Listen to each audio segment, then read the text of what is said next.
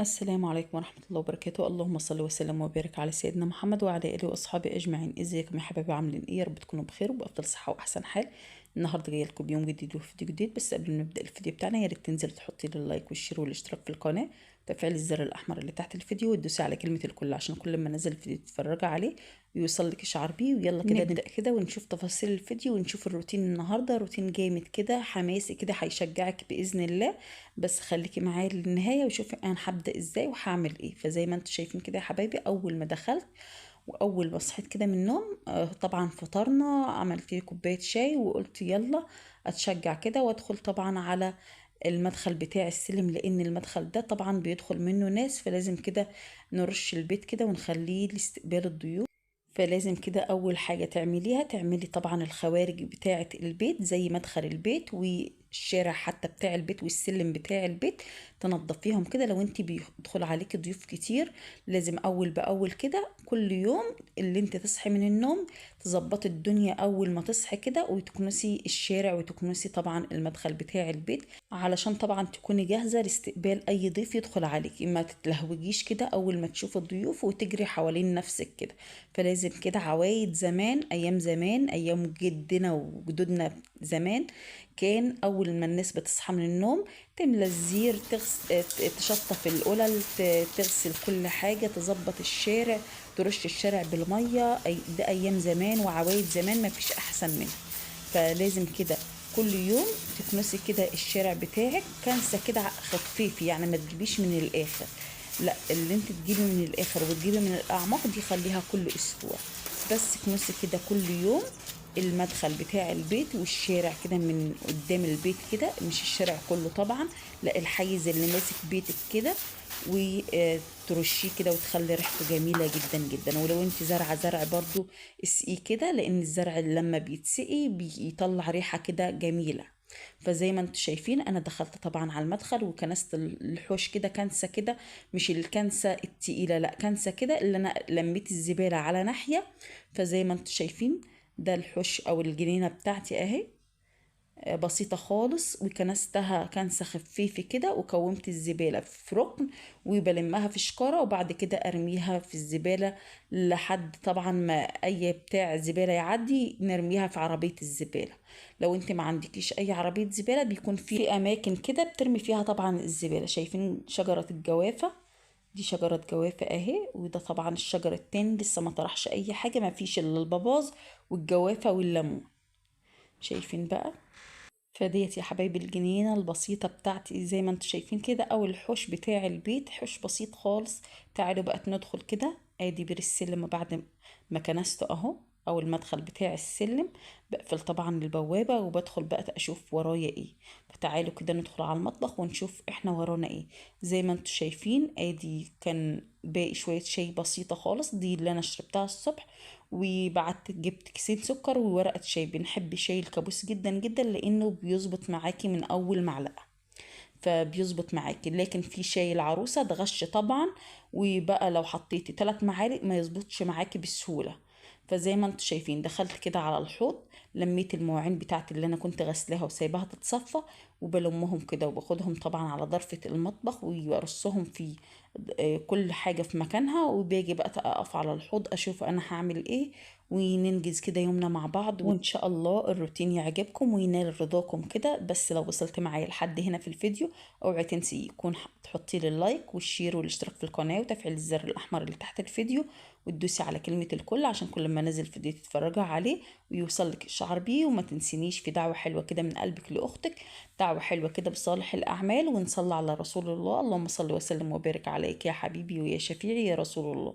تعالوا كده نبدأ بقى في غسيل المواعين. وزي ما انتوا شايفين وزي ما انتوا عارفين برضو ان انا اول ما ببدأ بغسيل الكوبايات وصواني الشاي، وبعد كده ادخل في التقيل. فتعالوا كده معايا واحدة واحدة كده ونسمي الله.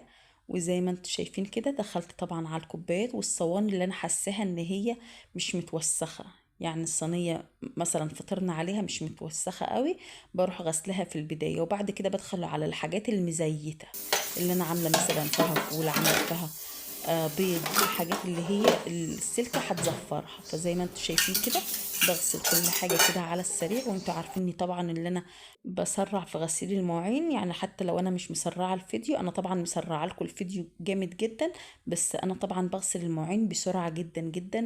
مش اللي انا بعمل على مهلي، لا انا بحب اغسل المواعين بسرعة عشان طبعا انجز واعمل باقي الحاجة اللي ورايا. فزي ما انتوا شايفين كده، لما بحس ان الاطباق البيضة اللي هي الميلامين متسخة معايا بعملها على مهلي كده وبالراحة.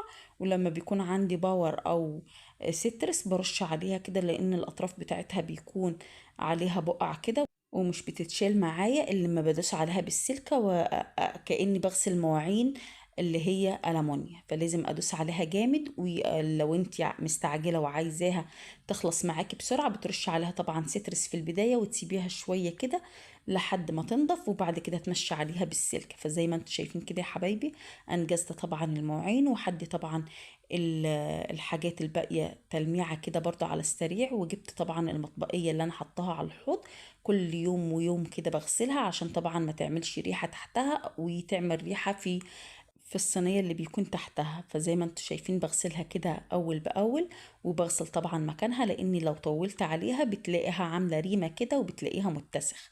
فزي ما انتوا شايفين لازم كده. ولو عندك معطر رش عليها شوية معطر بسيطة تغير ريحتها، وتسيبيها كده في الهواء تتهوى شوية علشان طبعا تنشف، وتحطيها على نظافة وتغسلي مكانها كده كويس. زي ما انتوا شايفين رغيت مكانها ومليته رغاوي كده وغسلته بالسلكة جامد جدا، وبنشفه طبعا من المية حلو جدا، ما بيكونش فيه اي مية. وبشد طبعا بالمساحة الصغيرة ديت، بتشد معاك المية بكل سهولة وبتخليها ناشفة خالص. وبعد كده بسيبها تتهوى وبرص كل حاجة مكانها. فزي ما انتوا شايفين كده يا حبايبي، طبعا حطيت اللهلوبة اللي انا بغسل بيها طبعا الحاجات الألمونيا، وبنزل كل حاجة تضايقني من على الحوض عشان طبعا اغسل مكانها واشطف مكانها. وبعد كده برجع كل حاجة في مكانها زي الاول. فزي ما انتوا شايفين كده يا حبايبي، ادي المطبقية شلتها وحطيتها طبعا تتصفى وتنشف كده براحتها، وبعد كده احطها وارص فيها كل حاجة.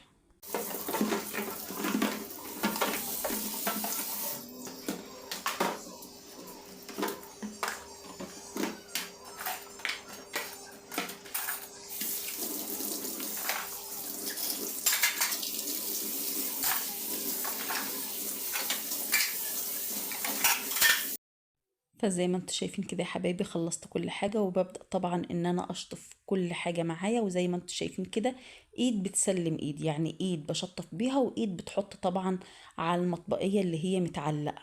فزي ما انتوا شايفين ايد ماسكة حاجة وايد بتناولها حاجة تانية. لازم بكون سريعة كده وانا بغسل المواعين عشان طبعا انجز يومي واخلص كل حاجة بدري بدري كده، واشوف اللي بعده، سواء كنت اعمل غدا، او سواء كنت هروق اوض، او سواء كنت اغسل او انشر.